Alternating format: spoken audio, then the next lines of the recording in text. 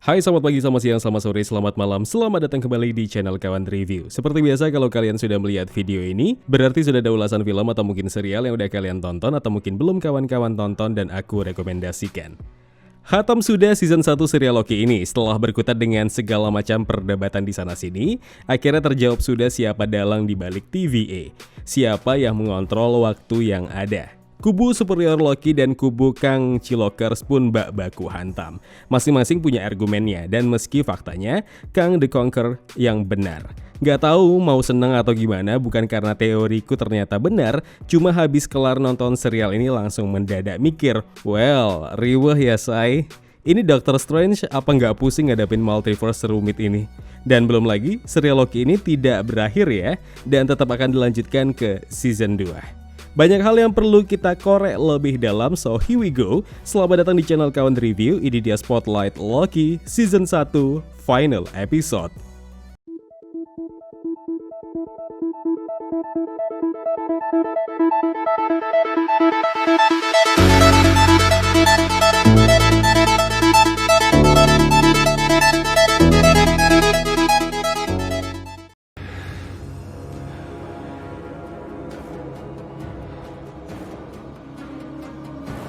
Ada yang nanya gini di DM IG ku, "Bang, kenapa sih yakin banget kalau dalang utama TVA pasti Kang? Nggak takut malu kalau salah kayak Mephisto? Ngapain harus malu kalau salah? Namanya juga fan teori. Lagian urat malu gue juga udah putus ngap dari lahir." Simpelnya gini aja, aku mencoba mengikuti alur Marvel Studios, belajar dari serial-serial sebelumnya dan promosi serialnya. Loki salah satu serial MCU yang beberapa tokoh karakter yang ada kerap spoiler di akun sosial media mereka. 3 diantaranya ada Jamie Alexander, Sofia DeMartino, dan Jonathan Majors. Paling ku notice akun fanbase Jonathan Majors, di mana salah satu foto memperlihatkan ia sedang berkunjung ke toko komik Gapple Comics di LA, dan dalam caption foto yang diunggah IG Gapple Comics mengkonfirmasi kalau dipastikan Jonathan Majors akan berada di serial Loki, dan karakternya berlanjut di film Ant-Man and the Wasp: Quantumania sebagai Kang. Dari episode Loki yang tersisa, optimisku kalau benar ia yang akan muncul di salah satu episode terakhirnya. Dan belajar dari WandaVision dan The Falcon and the Winter Soldier, tampaknya semua ada benang merahnya. Mengingat Tom Hiddleston pun belum jelas nasib panjangnya di MCU setelah serial Loki berakhir. Jadi ku tetapkan aja hati ini kalau Kang adalah dalang TVA. Oke, sedikit recap dari Loki Final Episode ini. Akhirnya kita mengetahui siapa di balik kastil yang dijaga oleh Alioth di The Void. Dan ternyata dia adalah Kang the Conqueror. Tunggu dulu, yakin itu Kang? Bukan Immortus? Gini sayang, Immortus itu adalah masa depannya Kang atau origin story yang berbeda. Dalam salah satu komik Avengers, Immortus malah menanggalkan identitasnya dan beralih menjadi Kang selama beberapa dekade. Nah, hal menarik buatku sebenarnya ketika Miss Minutes menyebut Kang adalah He Who Remains, bukan Kang atau bahkan Immortus. Padahal jelas He Who Remains dan Kang adalah dua karakter yang berbeda. Nah, di sini aku menyimpulkan, lagi dan lagi MCU membuat origin story untuk tokoh karakter Marvel. Ini yang sempat terjadi sama Agatha Harkness di WandaVision, di mana Agatha versi MCU dan versi komik itu berbeda. Dan mungkin MCU mencoba menggabungkan beberapa karakter komik yang sebenarnya saling terkoneksi satu dengan lainnya. Dan dengan ramuan khas Marvel Studios, beberapa karakter tadi digabungin di satu tokoh karakter. Nah, dalam salah satu dialog ketika Sylvie bertanya siapa pria tersebut, dia justru menjawab ada begitu banyak panggilan atas dirinya. 2 diantaranya He Who Remains dan Conqueror. Jadi bisa disimpulkan kalau MCU benar-benar membuat satu tokoh villain yang diadaptasi dari beberapa tokoh karakter komik yang sebenarnya saling terkoneksi satu dengan yang lain. Gimana? Sampai di sini sepakat? Oke, daripada berdebat, sederhananya mari kita panggil aja dia Kang. Sebuah fakta menarik, pria tersebut adalah Kang varian lain. Seperti yang dijelaskan oleh pria tengil di kastil tersebut, bahwa dirinya adalah varian yang menjaga waktu dan mengontrol TVA. Dan bahkan ada banyak varian Kang tersebar di seluruh penjuru universe. Salah satunya ada di bumi. Kang yang ada di final episode Loki ini dari semua statement yang dijelaskannya, ya mungkin ada benarnya juga. Meski terlihat narsistik, tapi dia tidak sediktator bayangan seorang villain. Emang pada akhirnya hal ini memicu perdebatan antara Sylvie dan Loki, di mana Loki mencoba percaya dengan apa yang dikatakan Kang kalau dia ada di sini untuk menyeimbangkan timeline. Dan sementara Sylvie justru menganggap apa yang diucapkan Kang semua itu hanyalah bohong. Dan pembelaan Loki terhadap Kang justru tidak lain mengarah ke sebuah keinginan Loki akan kekuasaan. Itu mungkin dipicu dari salah satu dialog Miss Minutes bahwa bisa saja semua terjadi. Loki berhasil mengalahkan Thanos dan mendapatkan kekuasaannya terhadap Asgard. Ya, ini mungkin akan terjadi di Loki season 2 nanti. Tapi bagaimana semua itu akan terjadi, itu masih teka-teki. Ya, sekarang kita beralih ke TVA. Sesaat setelah kehebohan akibat waktu bercabang yang tidak terkendali, Mobius tiba di TVA setelah dari The Void. Bertemu Ravonna di ruangannya dan tampaknya Ravonna mencoba untuk pergi dari TVA.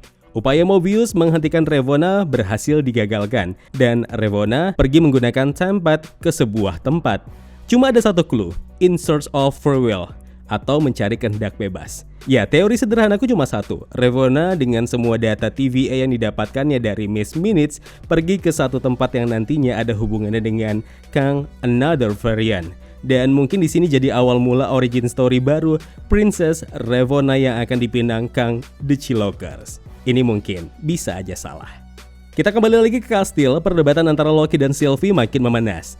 Dua kubu saling berseberangan. Ibarat logika ketimpa ego antara keduanya. Meski pada akhirnya berakhir dari ciuman perdana. Ya, Sylvie menggunakan sempat milik Kang dan membuka portal waktu lalu mendorong Loki kembali ke TVA. Sementara Sylvie masih berada di kastil bersama dengan Kang.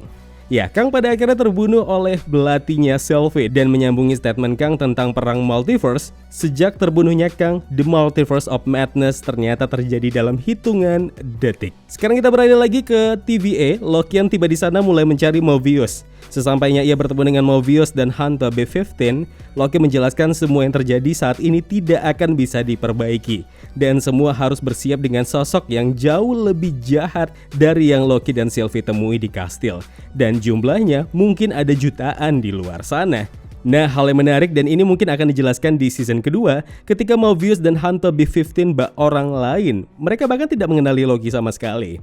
What happened? Mungkin ini ada hubungannya sejak mulai tidak terkendalinya waktu bercabang. Multiverse of Madness yang jadi penyebab itu semua, dan mungkin juga ini disebabkan sejak mulai cabang waktu melewati ambang batas, Loki dan Sylvie dan Mobius dan Hunter B-15 berada di ruang dan waktu yang berbeda. Dengan kata lain, segala hal yang tidak ada di timeline atau universe yang sama akan dihapus. Ini mungkin makanya Mobius dan Hunter B-15 tidak mengenai Loki lantaran sejak awal terjadinya realitas bercabang yang melewati ambang batas, Loki berada di dimensi yang berbeda. Atau mungkin teori konyolnya begini, portal waktu dari tempat milik Kang membawa Loki terlempar ke TVA yang berbeda dari yang kita tahu selama serial Loki. Yang mungkin saja hakim TVA yang seharusnya Ravonna Renslayer justru dia adalah Mobius. Karena terlihat di ending scene, patung Timekeepers mendadak hilang dan berganti dengan patung Kang the Conqueror. Ya, ini serial Loki jelas serial MCU peaceful paling rumit yang pernah aku tonton. Dan ini bukanlah akhir, tapi ini adalah awal. Multiverse of Madness benar-benar terjadi berawal dari sini. Doctor Strange kalau sampai nggak dibantu Scarlet Witch mungkin bakal pusing ngadepin multiverse rempong ini. Dan yang jelas juga Loki akan berlanjut ke season 2 dan mungkin akan menjawab semua plot hole yang ada. Mulai dari kemana perginya Ravonna, apa yang terjadi setelah multiverse, dan apa yang terjadi dengan TVA, kenapa mereka tidak mengenali Loki, dan bagaimana nasib Sylvie yang masih terjebak di The Void sementara Time-Pad setelah digunakan membuka portal waktu tiba-tiba mati seperti tidak berfungsi. Ya, seputar Loki final episode ini mungkin akan kubuat 2 video biar nggak terlalu panjang. Aku masih mencari lebih banyak referensi untuk teori-teori baru. Apakah Loki season 2 nanti ada hubungannya dengan komik Marvel yang mana saja. Oh ya, share juga teori kawan-kawan di kolom komentar. Lebih banyak teori dan pendapat akan lebih seru. Ya kawan, terima kasih telah menonton video Spotlight ini. Jangan lupa klik tombol like-nya kalau kalian suka, klik tombol dislike kalau tidak suka. Klik juga tombol subscribe dan bel notifikasinya biar nggak ketinggalan review-review film terupdate lainnya. Kalau gitu aku Zain pamit undur diri. Terima kasih, jaga kesehatan, tetap negatif, dan jangan lupa jaga jarak.